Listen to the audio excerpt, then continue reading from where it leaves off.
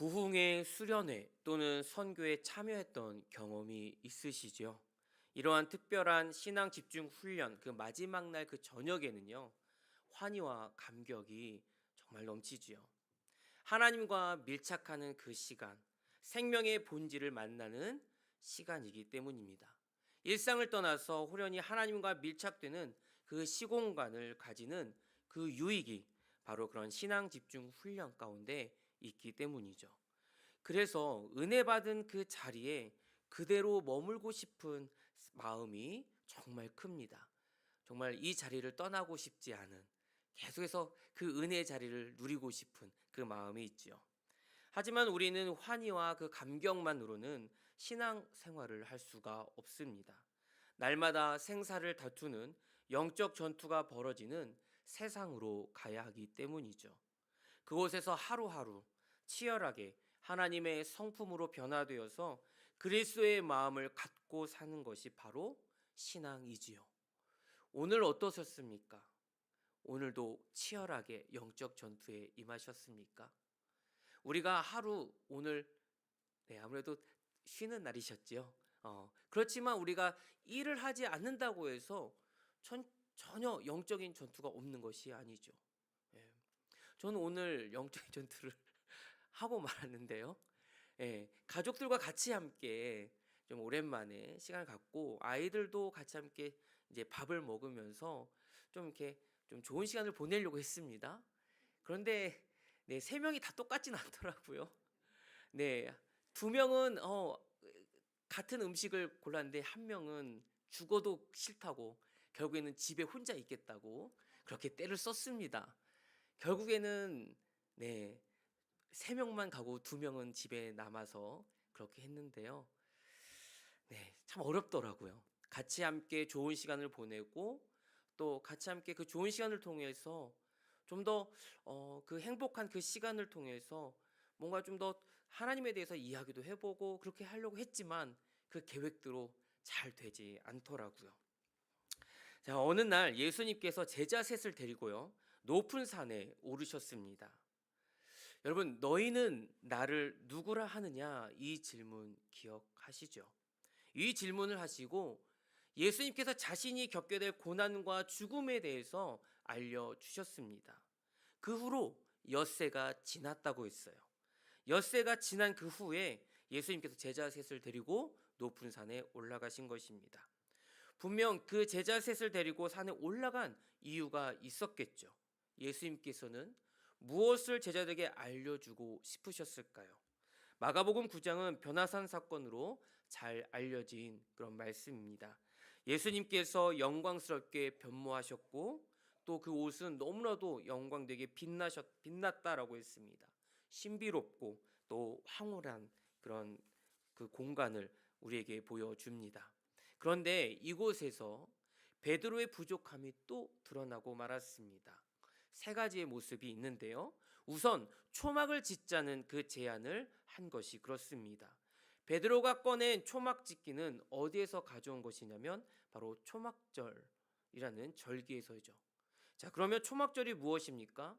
출애굽 후에 광야 생활 동안 초막에서 지냈던 것을 기념하는 절기입니다. 출애굽은 하나님의 때에 하나님의 방법으로 하나님께서 약속하신 대로 하나님의 손으로 이스라엘을 애굽으로부터 해방시킨 사건을 얘기하죠. 종살이에서 하나님을 섬기는 백성으로 이제는 하나님을 예배하는 공동체로 그 은혜의 현장이고 훈련의 현장이 바로 출애굽 이후의 그 광야 생활이었습니다. 초막 이야기를 꺼낸 것은 나쁜 건 아닙니다. 왜냐하면 베드로가 예수님의 그 메시아 사역을 새 출애굽으로 깨닫고 있었기 때문입니다. 이것은 정말 괜찮습니다. 아주 좋습니다. 그러나 부족했던 것은 어느 대목에서냐 하면 예수님을 동등하게 취급했다는 면에서입니다. 오늘 본문의 5절 말씀에 보면 베드로가 예수께 고하되 랍비여 우리가 여기 있는 것이 좋사오니 우리가 초막셋을 짓되 하나는 주를 위하여 하나는 모세를 위하여 하나는 엘리야를 위하여 하사이다 하니 예수님을 모세와 엘리야의 동등한 정도로만 이해한 것입니다. 예수님을 부르면서 랍비어라고 한 것도 그렇습니다. 당시에 랍비라는 말은 지혜와 율법 학식을 갖춘 사람을 높여 부르던 호칭이었죠. 예수님은 랍비와 차원이 다른 분이십니다. 예수님은 그 지혜와 권위가 신적인 분이시죠. 베드로를 잘 알려주시기 위해서 하나님이 직접 반응하십니다. 7절에 보니까 하늘로부터 음성이 들려옵니다. 이는 내 사랑하는 아들이니. 이는 내 사랑하는 아들이니. 예수님께서는 누구십니까? 하나님의 아들이십니다. 누구와도 견주어질 수 없는 그런 분이신 것이 바로 예수님이십니다. 베드로의 부족함이 또 드러난 모습은 무엇이냐면 그냥 그 자리에 머무르려고 했던 태도입니다.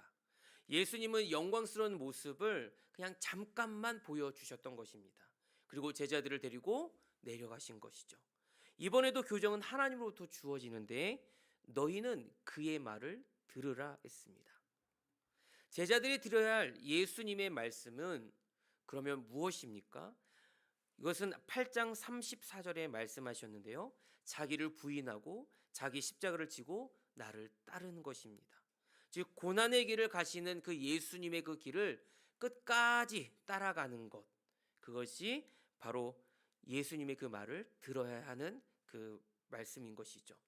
하나님의 영광과 은혜가 낮은 땅에 살아가는 하나님의 백성들에게까지 흘러가야 하는데 예수님이 가신 그 고난의 길을 제자들도 함께 그 길을 걸어가야만 한다라고 말씀하신 것이죠.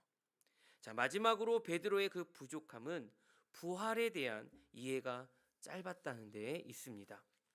예수님이 변모하셨습니다. 그리고 그 모습을 측근 제자들에게 보여주신 의도가 있는데 그 하나가 무엇이냐면 바로 부활을 미리 보여주기 위함입니다. 부활은요, 성경에서 이렇게 설명이 되는데요. 부활은 종말, 즉 주의 날이라고 많이 표기되어 있습니다. 이 주의 날이 온다는 신호입니다. 부활의 날에 새 창조의 몸을 입습니다. 이것을 제자들에게 미리 맛보게 한 것이죠. 그리고 부활이 있을 때에 먼저 나타날 인물이 있는데 바로 엘리야입니다. 베드로가 아는 그 부활은 이런 기초적인 것이었고 서기관들이 가르치던 내용이 전부였습니다. 자기가 아는 것을 바탕으로 예수님께 질문을 합니다. 오늘 읽진 않았는데요. 오늘 9장 11절 말씀입니다. 이에 예수께 묻자와 이르되 어찌하여 서기관들이 엘리야가 먼저 와야 하리라 하나이까? 자, 이번에는 예수님이 대답해 주시면서 그 질문에 대한 보완을 해 주시는데요. 그 다음 절입니다. 이르시되 엘리야가 과연 먼저 와서 모든 것을 회복하거니와 어찌 인제에 대하여 기록하기를 많은 고난을 받고 멸시를 당하리라 하였느냐.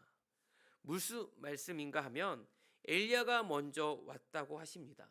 근데 이때 엘리야는 누구를 가리키냐면 앞서 있었던 세례자 요한을 가리킵니다.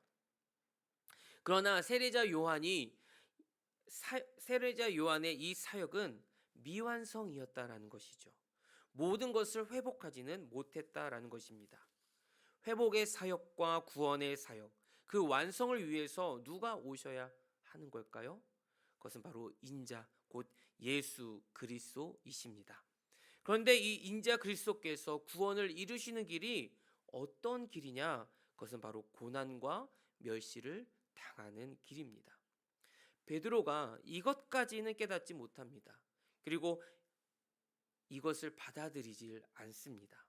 그래서 결국 3번이나 예수님을 모른다고 부인을 하지 않습니까? 이 베드로의 연약함이 오늘날 예수님을 믿는 저와 여러분에게는 없을까요?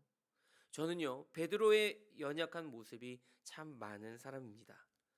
그러면서 저도 하나님의 이 약속은 압니다. 정말 주의 날에 우리는 슬픔이 아니라 소망이 있다는 것을 잘 압니다. 심판의 날이 아니라 부활의 날이기 때문에 그렇습니다. 이 놀라운 하나님의 지혜를 갖고 있는 것은 우리 신앙인으로서는 매우 중요한 것인데, 하지만 고난과 멸시를 당하는 길에 올라선 것은 저도 매우 두려워합니다. 오늘 본문의 9장 3절에 그 옷이 광채가 나며 세상에서 빨래하는 자가 그렇게 희게 할 수 없을 만큼 매우 희어졌더라 라고 했습니다. 예수님은 하나님의 아들로서 하나님의 영광을 가지고 계십니다. 영광이 가득한 분이세요. 아버지의 영광으로 거룩한 천사들과 함께 올 것을 미리 보여주시는 것이죠. 게다가 엘리야와 모세가 예수님과 함께 얘기하는 것을 보니 이 얼마나 환상적인 그런 시공간이겠습니까? 당연히 좋습니다. 당연히 여기가 좋습니다. 라고 은혜입니다. 라고 말할 수 있는 것이겠죠. 그런데 예수님과 엘리야와 모세가 이때 무슨 말을 함께 나눴을까요? 마가복음에서는 어떤 대화를 나눴는지 나오진 않습니다. 그런데 누가는 이 부분을 기록했습니다. 누가복음 9장 31절 말씀인데요. 영광 중에 나타나서 장차 예수께서 예루살렘에서 별세하실 것을 말할세라고 했습니다. 영광 중에 나누신 대화가 무엇이라고요? 예수님께서 예루살렘에서 당하실 고난과 죽음이 그 함께 나눈 대화의 내용이었습니다. 그래서 예수님의 영광은 십자가 없이는 이해할 수 없는 것이죠. 영광의 광채가 나는 옷을 입으셔야 할 그 예수님께서 그런데 그 황홀경이 끝나면 옷이 찢기고 벗겨지고 또 몸은 상하고 죽으셔야 했던 것입니다. 우리는 이쯤에서 예수님이 이 땅에 오신 이유, 예수님의 탄생하는 그 부분을 한번 떠올려 보려고 하는데요. 예수라는 이름이 무엇입니까? 자기 백성을 죄에서 구원하시는 것. 그렇죠? 구원하시기 위해서. 임마누엘은 하나님이 우리와 함께 영원토록 계시겠다는 약속이죠. 하나님이신 예수님께서 우리와 영원토록 함께 계시기 위해 오셨다고 했는데 그럼 그 약속을 완전히 이루지 못하고 끝난 걸까요? 예수님이 죽으셨는데 그러면 그대로 끝나고 만 걸까요? 아닙니다. 우리를 구원하기 위해서 우리의 죄를 예수의 육체의 생명으로 담당시키신 줄 믿습니다. 십자가에서 죽음으로 하나님 아버지와 우리가 영원토록 연합할 수 있는 길을 예수님이 여신 것이죠. 그래서 예수님의 죽음이 우리와 단절이 아니라 오히려 예수님이 십자가에서 죽으실 때에 우리도 함께 죽었고 예수님이 부활하실 때 우리도 새 피조물이 되게 된 것입니다. 신약성경 갈라디아서 3장 27절에 누구든지 그리스도와 합하기 위하여 세례를 받은 자는 그리스도로 옷 입었느니라. 또 로마서 13장 14절에 오직 주 예수 그리스도로 옷 입고 정욕을 위하여 육신의 일을 도모하지 말라. 아멘. 성경은 우리에게 그리스도의 옷을 입으라고 말합니다. 이 명령은 이 땅에 세워질 모든 하나님의 교회와 성도를 향한 메시지이죠. 그러면 그리스도의 옷을 입는다는 것은 무슨 의미를 갖고 있는 걸까요? 그리스도로 옷 입는다는 것은 우리의 인격과 성품이 예수님을 점점 닮아가는 데 있습니다. 예수님을 점점 닮아가서 점점 신앙이 성숙해져 가는 것이죠. 그렇다면 성숙해지기 위해서는 우리가 무엇을 해야 합니까? 먼저 육신의 모든 가치관을 내려놓아야 합니다. 지금도 나의 의로 살아가는지 아니면 그리스도의 의로 살아가는지 수시로 점검을 해야 합니다. 그러면 그리스도로 옷 입고 살아간다는 것, 구체적으로 어떤 인생인가? 그것은 예수님의 멍에를 메고 예수님이 걸어가신 그 길을 걸어가는 삶입니다. 멍에는 십자가이죠. 예수님께서 왜 십자가를 지셔야 하셨습니까? 하나님과 맞닿은 곳은 영광이 가득한 곳이죠. 하나님과 함께한 그곳은 영광이 가득한 곳입니다. 그 영광이 가득한 곳, 그런데 그 아래에는 오늘 본문에서처럼 산 위에서 세 제자들이 황홀경을 경험하는 그 사이에 산 아래서의 현실은 어떤지 아십니까?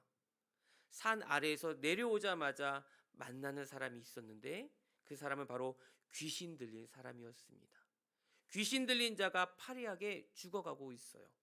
여전히 세상은 어둠의 권세가 판을 치고 있다라는 것입니다. 우리가 살아야 할 곳은 산 정상이 아닙니다. 바로 산 아래 이 땅인 것이죠. 그리스도의 옷을 입고 그리스도의 멍에를 지고 이 땅에서 예수님이 걸어가신 그 길을 걸어가는 것이 우리의 삶이고 우리에게 주어진 사명입니다. 예수님을 따르는 길은 고난을 기꺼이 감수하는 여정입니다. 마태복음 28장 19절에서 20절까지의 말씀은 그러므로 너희는 가서 모든 민족을 제자로 삼아 아버지와 아들과 성령의 이름으로 세례를 베풀고 내가 너에게 분부한 모든 것을 가르쳐 지키게 하라. 볼지어다 내가 세상 끝날까지 너희와 항상 함께 있으리라 하시니라. 아멘. 모든 민족을 예수 그리스도를 따라가는 제자 삼는 그 길에는요, 예수를 믿어서 또 예수 덕분에 세상적으로 성공하겠다 이런 것은 없습니다. 주님의 명령을 따르는 그 길에는 우리가 환난을 만날 수도 있습니다.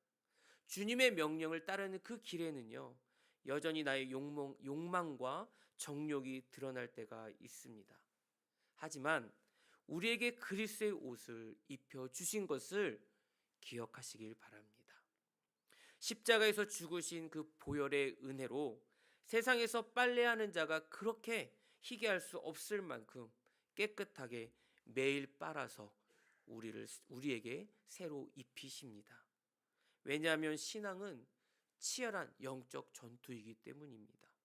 영적 전투여서 옷이 매번 더러워질 수밖에 없습니다. 그래서 우리는 예수님 앞에 나아가야 하는 그 절대적 이유가 바로 여기에 있습니다. 영광은 뒤에 옵니다.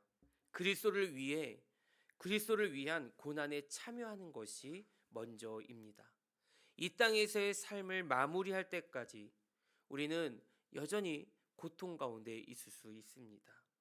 하지만 참된 영광이 분명히 하나님의 약속대로 예비되어 있는 줄 믿으시기를 주님의 이름으로 축복합니다. 참된 영광은 이 땅의 것이 아닙니다. 마지막 날에 인자이신 그리스도께서 주실 것입니다. 매일 치열한 영적 전투에서 우리는 그리스도의 옷을 입고 신앙생활을 하는 것입니다. 때로는 더럽혀질 수도 있습니다. 때로는 예수님처럼 그 옷이 찢겨질 수도 있습니다. 너덜너덜해질 때도 있겠지요.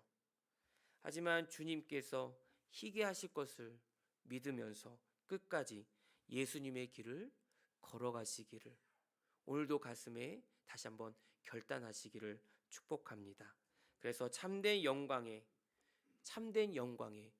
우리 모든 성도들이 같이 함께 참여하는 승리하는 그날이 있기를 주님의 이름으로 축원합니다.